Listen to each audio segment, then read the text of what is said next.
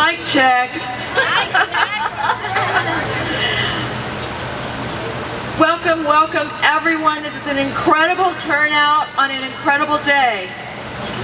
I'm Maia Shaffer, and along with Foreclosure Hamlet and Foreclosure Fraud, we want to know that your participation today makes a difference. Thanks for being part of this special event.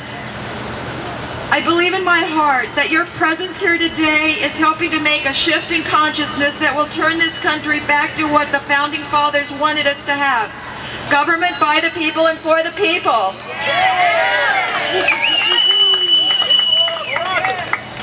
And we do not believe that meant people were corporations. We are here today to oppose HB 213, the unfair foreclosure bill that would deny Florida citizens their full rights to defend their properties. And we stand with the few AGs that did not sign the bank settlement. We're opposing the bank settlement also. We do thank the few legislators who have voted against the bill, and we have Darren Soto here, who is the only legislator in his committee that voted against the bill.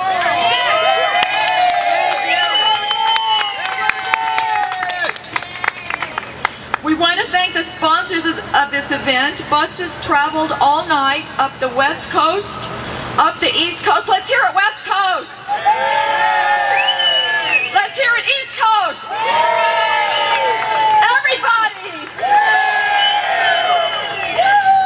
The sponsors of this event were Matt Weidner, Jacqueline Mack, Mark Stopa, Peter Tickton, who sponsored the East Coast bus, Dan Rock, and John Page. Matt is going to introduce Darren Soto. Good morning, and I want to thank everyone for being here. You know, this is the third year that Foreclosure Fraud and Lisa Hamlet from Foreclosure Hamlet right there have worked to put this event together. There's been one person in particular who's been standing with the citizens of the state of Florida to say that we're going to do right by the citizens of the state of Florida, that we're going to respect basic rights and equal justice under the law. One of the most passionate defenders in all of these years has been the gentleman standing right next to me. Representative Darren Soto represents a district in Orlando.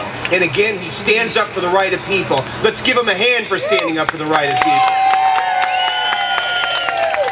Let's support this representative who has consistently and steadfastly stood up for the rights of every single one of us. There is coming a new day in this state and across this country, and it's a new day when people like this representative right here will rise to the ranks of leadership, but they're only going to do it if people like you come out and support him like you are here today. So for all you people that are standing here behind this gentleman right here, give him your support, not just today, not just when he's standing in front of this microphone, but when you go back home into your district. Yes. Support people like Darren Soto. Thank you, Representative Soto. Yeah. Appreciate it, Matt. Well, I think it's fitting that it's raining out, because you know what? Even when the weather's stormy, we're standing up here today. And I want to thank all of you for this long trip up. Presence matters. You all being on that bus all day, all night last night, matters. Because when people see you in the hallway, when people see you in the office, they will know that your voice needs to be reckoned with. And for that, I want to first thank you all for the hard work you did coming up here today. The story is a familiar one. Most of you know it already. 2007, 2008, we had a real estate collapse, mainly because of Wall Street using unfriendly, deceptive ways to entice people into mortgages that many they couldn't afford. Now, here in the legislature, I'm proud to say I've stood with homeowners since I have been here, since that crisis began, and I'm not changing anytime soon. I can tell you that. We stopped 2 years in a row the non-judicial foreclosure bill that would have basically said, no way to the courthouse, shut your right to access, and kicked you out of your homes. And that is something that I feel very confident we've convinced our peers is illegal. And so for the second year in a row, I can proudly say non-judicial is dead.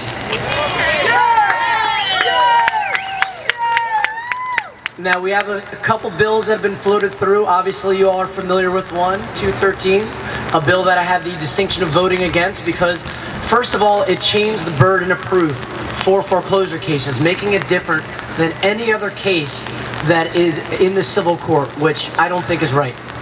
The second issue that we have problems with is the abandonment issue. We already have issues with affidavits from process servers being used to determine defaults and other issues that have been inaccurate. To use this to say that someone has abandoned a house because they may have had to work and are not around that much, or they may have had to go and care for a loved one for a couple days here and there, is not the right way to do it. Now, I would be remiss if I did not mention one positive thing in the bill. It does take down the statute of limitations on collecting deficiency judgments from 5 years to 2 years. So while obviously there are a lot of things that I'll be opposing, and this is the reason why I'll be voting against it, there is one positive thing in the bill that you do need to be aware of. But I want to thank you foreclosure fighters for being here today, for rattling your sabers, for speaking your mind, and for making sure that legislators here in the state of Florida understand what your position is. So I want to give you one last round of applause for the hard work of coming up here. And I know how far some of you have come, and I want to thank you for doing it. It makes a difference. You all make a difference. And thank you for being the wind to help me sail forward on this issue. Appreciate everybody today. Thank you.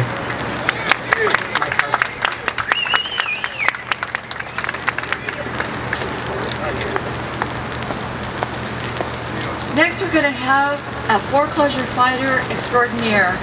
Matt Weidner has been helping with the foreclosure fight for years. His blog is national, and he is a street fighting lawyer for the little guy. Here he is, Matt Weidner. I want to thank all of you, and I'm going to be real brief because this is not about me. This is about all of you people that are here right now. You know, I think it's fitting and appropriate that we're looking at that building just across from us there. That is the Supreme Court of the state of Florida. I want us all to be focusing on that building because I believe in those windows back there. There are justices that are looking at us right now. I hope that they are listening to us right now. Ladies and gentlemen, I still believe in America. I believe that we are a country that should be equal under the law.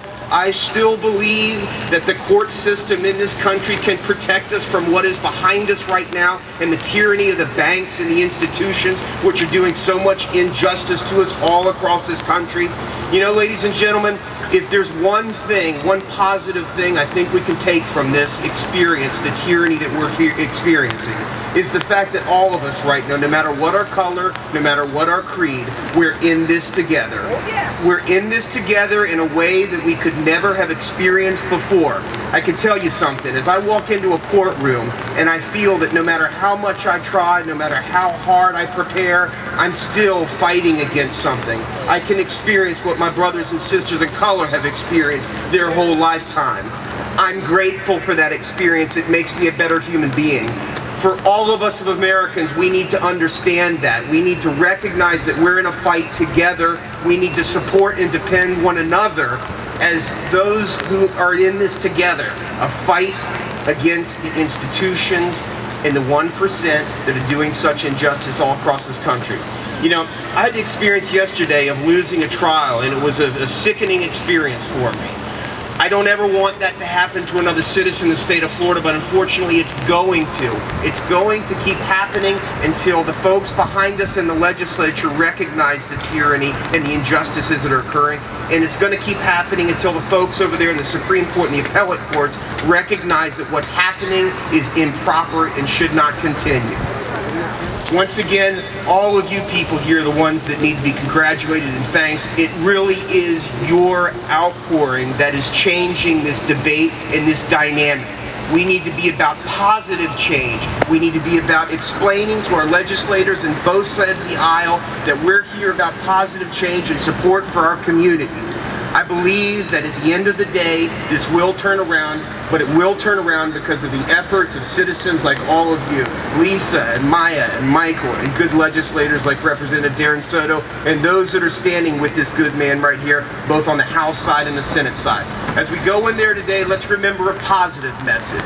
Let's remember that we're here about positive support for people like this gentleman right here and the other legislators that are supporting and defending equal justice and proper rule of law. That's all I've got to say, but I want to turn it over to Maya, who's going to introduce Lisa.